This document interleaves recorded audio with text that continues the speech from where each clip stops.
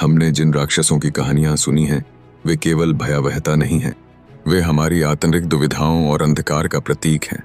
क्या वे शक्ति और ज्ञान की खोज में भटके हुए आत्माएं हैं? आइए इस वीडियो में जानें कि कैसे ये राक्षस हमें अपनी चेतना की गहराइयों में ले जाते हैं, वही गहरे अंधेरे को उजागर करते हैं जिसे हमने हमेशा छिपाने की कोशिश की है।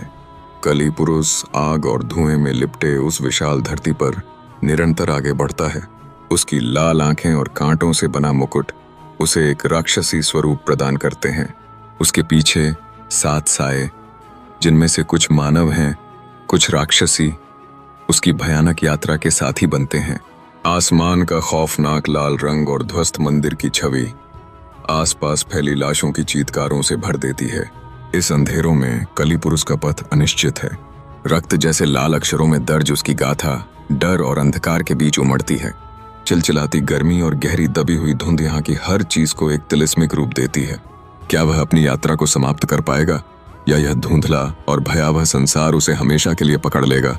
काली पुरुष कैसे लाएगा दुनिया का अंत जब समय खुद अपने पैरों पर खड़ा न रह सका? एक ऐसी कहानी से जहां अंधकार सिर्फ डर नहीं, पहचान है। क्या आप जानते हैं कि कलयुग में राक्षस बाहर नहीं, हमारे भीतर जन्म लेते हैं? ये वो दानव हैं जो हर दिल, हर दिमाग और हर आत्मा को धीरे धीरे खा रहे हैं। इस वीडियो में जानिए कलयुग के 10 सबसे खतरनाक दानव जो हमारे कर्म, सोच और आत्मा को चुपचाप निगल रहे हैं। कलयुग के 10 दानव जो हर इंसान के अंदर रहते हैं। The demons of Kalyug, hidden within us all.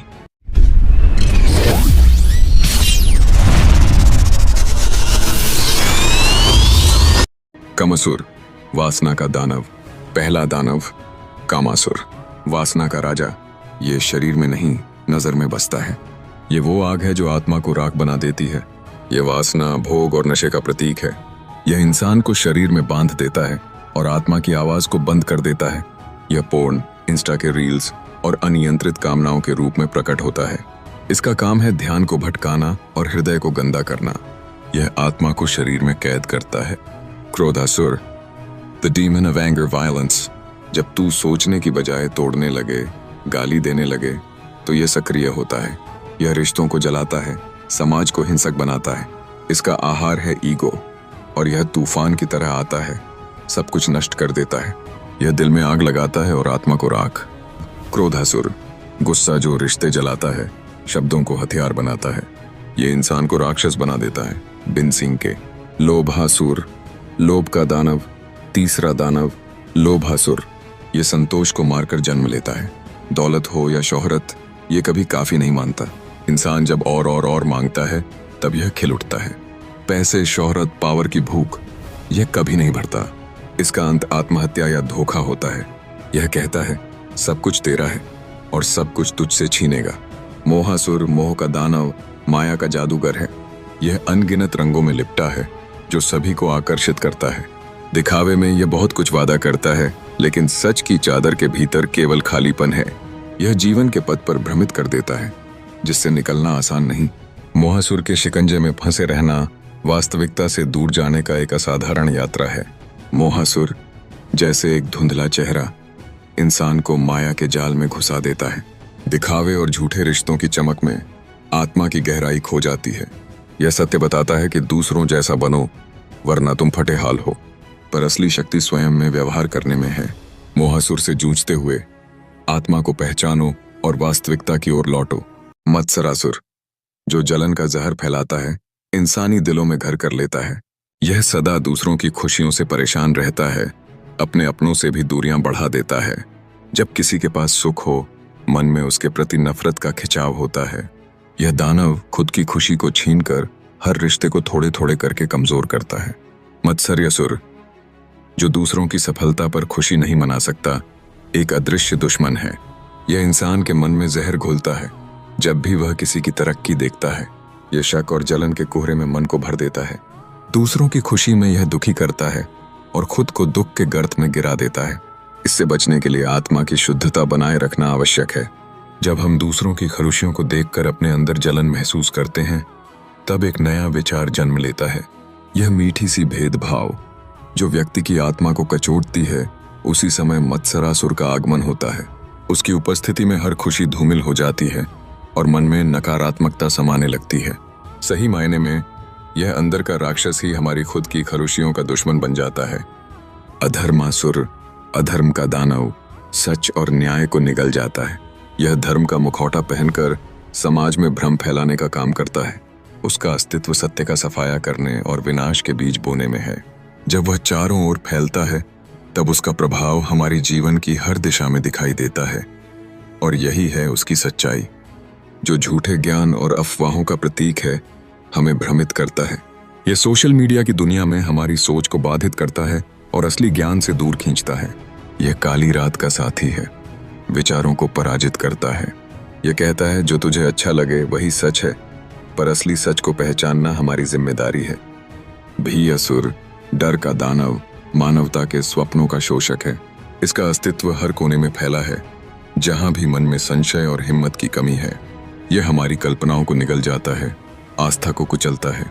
पन्नों पर लिखे हर क्या होगा के साथ यह हमें भीतर से कमजोर बनाता है। हमारी लड़ाइयों में यह हमारी सबसे बड़ी चुनौती है। बेअसुर, द डीमन ऑफ फियर, यह तेरे सपनों के सामने खड़ा डर है। यह कहता है तू फेल हो जाएगा, मत कर। यह तेरे साहस को काटता है और आत्मबल को खत्म करता है। यह सपनों को मरने से पहले मारता है। आलसासुर, समय का वह दुश्मन है जो हमें आगे बढ़ने से रोकता है।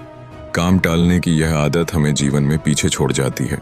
आलस्य हमें अपने लक्ष्यों से दूर करता है और हमें अनावश्यक रूप से समय बर्बाद करने पर मजबूर करता है। इसलिए इस आलसासुर से लड़ने के लिए सकारात्मक सोच और दृढ़ संकल्प आवश्यक हैं। अपने समय का सही उपयोग करें और आगे बढ़ें। सुस्त शरीर और बंद आंखें आलस्य का संकेत हैं। मन जब रुक जाता है तो सोचने लगता है कल कर लेंगे। यहाँ आलसासुर का निवास होते हैं। समय की बर्बादी और अधूरे सपने इसका नतीजा बनते हैं। सोशल मीडिया की लत इस आलस्य को बढ़ाती है, जिससे योग्यता भी धुंधली पड़ जाती है। आत्मा की थकावट और अंततः असफलता का सामना करना पड़ता है। अहंकारासुर, वह भावना जो कहती है मैं ही सबसे अच्छा हूँ। यह व्यक्ति को एक भ्रम में डाल देता है कि वह दूसरों से ऊंचा है। यही अहंकार उसे उन लोगों से दूर कर देता है जिनकी संगति में उसे खुशी मिलती थी। धीरे धीरे वह अकेलेपन का सामना करता है। अहंकार की इस प्रवृत्ति से न केवल रिश्ते प्रभावित होते हैं, बल्कि मन की शांति भी खो जाती है। अहंकारासुर की उपस्थिति हर जगह महसूस होती है। वह सिर उठाए, आंखों में घमंड के साथ चलता है, कभी भी अपने से नीचे वालों को नहीं देखता। सुनहरे ताज के बावजूद अंदर का अकेलापन उसे कमजोर करता है। रिश्ते टूटते हैं और इंसान सीखना बंद कर देता है जब वह खुद को सबसे ऊपर मानने लगता है। कालयुग में यह दानव धन और प्रसिद्धि के बीच मुस्कुराता रहता है। कली पुरुष कलयुग का प्रतीक है, जो मानवता के भीतर बुराई, अहंकार और विघटन का संचार करता है। यह व्यक्ति के मानसिक और आध्यात्मिक दुर्बलताओं को उभारता है, उसकी नैतिकता को चुनौती देता है। वे चतुराई से मानवीय मूल्यों को कमजोर करते हुए जीवन को कठिन बनाते हैं। इस प्रकार कलिपुरुष न केवल एक अवधारणा है, बल्कि मानवता के खराब हिस्से का प्रतिनिधित्व करता है। कलह का दानव फूट और झगड़े का प्रतीक है। यह नफरत का बीज बोता है, इंसान की एकता को तोड़ता है। कलियासुर कलयुग का राजा है, जो मनुष्य को एक दूसरे से अलग करता है। उसकी उपस्थिति में संबंध कमजोर पड़ते हैं और व्यक्ति अकेलेपन की गहरी खाई में गिरता है। यह समय है इस दानव से लड़ने का और शांतिपूर्ण सह अस्तित्व को अपनाने का। झूठ और ढोंग का राजा भक्त बनकर आता है। इसकी वास्तविकता एक व्यापारी की होती है, जो मानवता को ठगने में माहिर है। देकर भगवान का नाम या इंसानों की आंखों में धूल झोंकता है। धर्म की आड़ में अधर्म को फैलाने वाला यह दानव जनता को भ्रमित करता है। ईश्वर के नाम पर व्यापार कर यह सच्चाई को छिपाता है। अगर तुम इन दानवों को पहचान पाओ तो तुम इनसे लड़ सकते हो, और अगर तुम इनसे लड़ सको तो तुम कलयुग में भी उजाला बन सकते हो। दानव बाहर नहीं, हमारे अंदर हैं। पहचानो, जागो और रोशनी बनो। दोस्तों, आपका फीडबैक हमारे लिए बेहद महत्वपूर्ण है। इस वीडियो पर आपकी राय जानने के लिए हम हमेशा उत्सुक रहते हैं। अगर आपको वीडियो पसंद आया हो तो कृपया लाइक बटन दबाएं, सब्सक्राइब करना न भूलें, ताकि हम नई सामग्री के साथ आपके पास आ सकें। अपने दोस्तों के साथ इस वीडियो को साझा करना भी न भूलें, ताकि उन्हें भी मजा आए।